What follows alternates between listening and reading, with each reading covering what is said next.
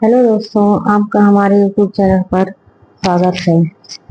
आज की हमारी कहानी जो है एक बेबस पिता की है, जो कि गरीब और लाचार है। फिर भी वह अपने बेटे के लिए किस तरह से दुआएं मांग रहा है ईश्वर से, आपको इस कहानी में सुनने को मिलेगा। कृपया आप इसे लास्ट तक पढ़िए या फिर सुनिए। रात का समय था, आसमान में बादल गरज रहे थे और सड़कें सुनसान थी। शहर के सबसे बड़े सरकारी अस्पताल के बाहर एक बूढ़ा आदमी भीगी जमीन पर बैठा था। उसकी आंखें अस्पताल के गेट पर टिकी थी, मानो किसी अपने की झलक का इंतजार कर रही हो। हाथ में फटी हुई चप्पल, बदन पर पुराना कुर्ता और माथे पर चिंता की गहरी लकीरें। ठंडी हवा में भी उसका पसीना नहीं रुक रहा था। उसका बेटा आसिफ एक एक्सीडेंट में बुरी तरह घायल हो गया था।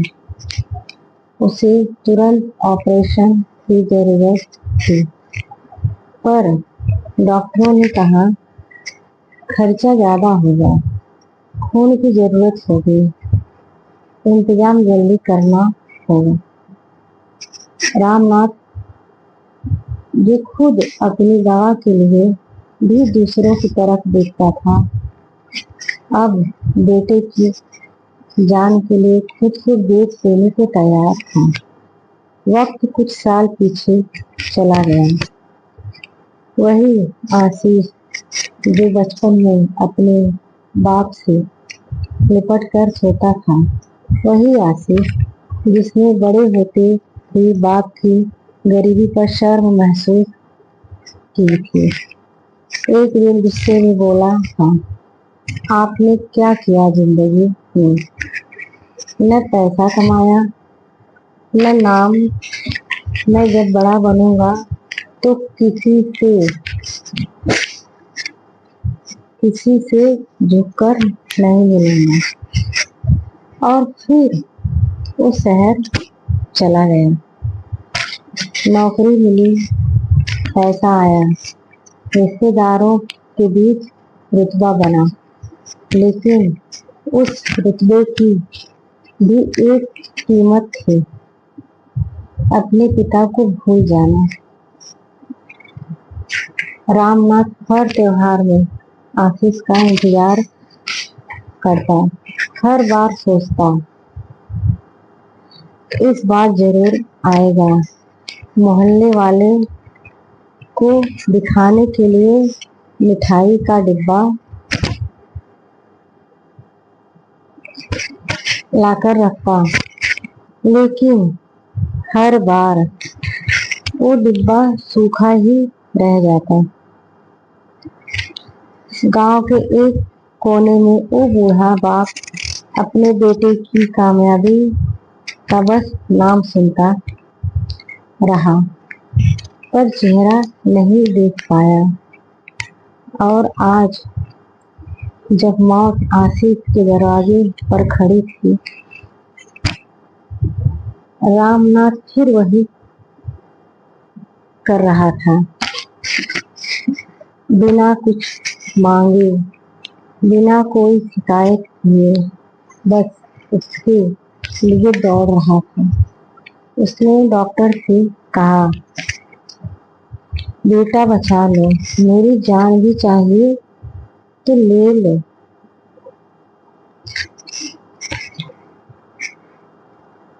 बस मेरा बेटा बच जाए। और डॉक्टर ने खून लेकर ऑपरेशन शुरू करवा दिया। कई घंटे बाद जब आशीष को होश आया तो उसने सबसे पहले पूछा, मेरे लिए कौन आया? डॉक्टर ने मुस्कुराते हुए कहा,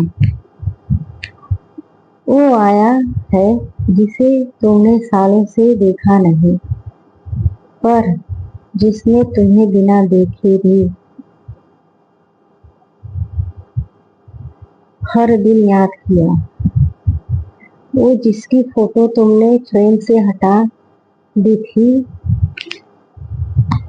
वो जिसे तुमने गरीब समझकर छोड़ा था, लेकिन आज उसी की खून से तुम्हारी जान बची है। तुम्हारा बाप। आशीष की आंखों से आंसू बह रहे। वो उठा, लेकिन रामनाथ अब भी वहीं बाहर बैठा था। जब आशीष उसके पास पहुंचा तो रामनाथ ने धीरे से कहा, अब तो पहचान लिया ना बेटा, चल अब घर चले। आशीष कुछ बोल नहीं पाया, बस उसके पैरों में गिर पड़ा। उस दिन आशीष ने जाना, दुनिया कितनी भी बड़ी क्यों ना हो जाए,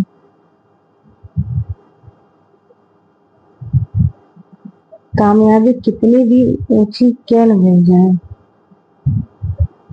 अगर कोई बिना शर्त बिना लालच सिर्फ आपके लिए जीता है तो माँ बाप होते हैं,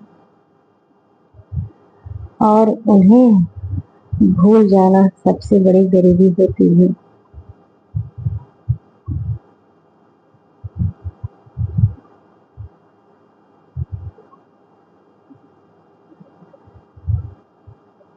आइए राम रक्षा स्तोत्र मंत्र पढ़ते हैं।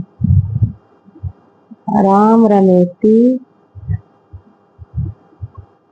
रमेति रमे रामे मनोरमे सहस्रनाम ततुल्य राम नाम वारानने। जय श्री राम, जय श्री राम, जय श्री राम। कृपया आपको यह कहानी कैसी लगी? मेरे तो आंखों में आंसू आ गए इसे पढ़ते वक्त। आपको सुनने में कैसा लगा? आप इसे